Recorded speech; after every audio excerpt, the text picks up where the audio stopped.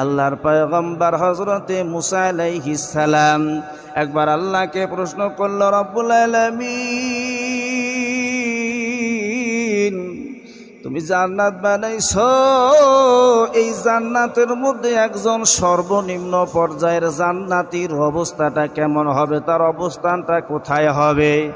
আল্লাহ ডেকে বলে, মুসা রে, সর্বনিম্ন পর্যায়ের জান্নাতীর অবস্থা হবে এই যে দুনিয়া, এই দুনিয়ার মতো আরো 10টা দুনিয়া সমান করে একজন সর্বনিম্ন পর্যায়ের জান্নাতীকে জান্নাতে ঢুকাইয়া দেওয়া হবে।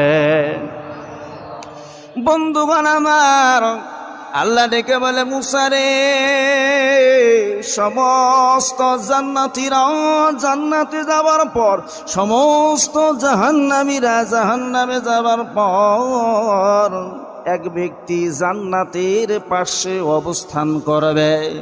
আল্লাহ ডেকে বলবে, বান্দারে, দুনিয়ার জমিনে তুমি অনেক রাজা বাদশার নাম শুনেছ।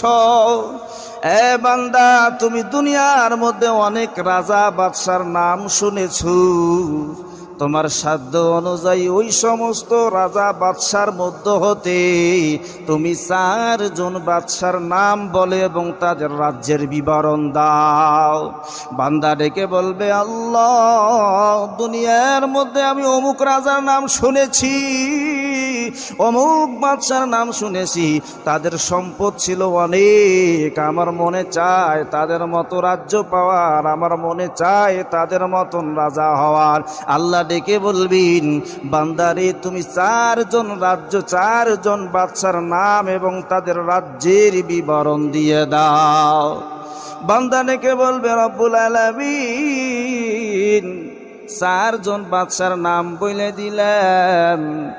আমার আল্লাহ রাব্বুল আলামিন বান্দাকে ডেকে বলবেন, বান্দা, তুমি এই যে 4 জন রাজা বাদশার নাম বলে দিলা আর তাদের রাজত্বের বিবরণ দিলা, আমি আল্লাহ পাক রব্বুল আলামিন আরো 10 গুণ বাড়ায়া তোমার জান্নাতের মধ্যে প্রবেশ করার অনুমতি দিলাম।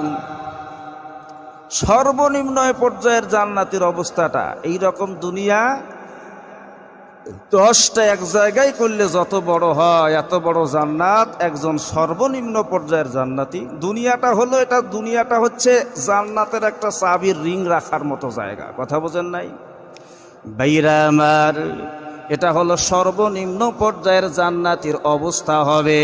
কিন্তু আল্লাহর যারা পিয়ারা বান্দা হবে, আল্লাহর যারা নেক বান্দা হবে,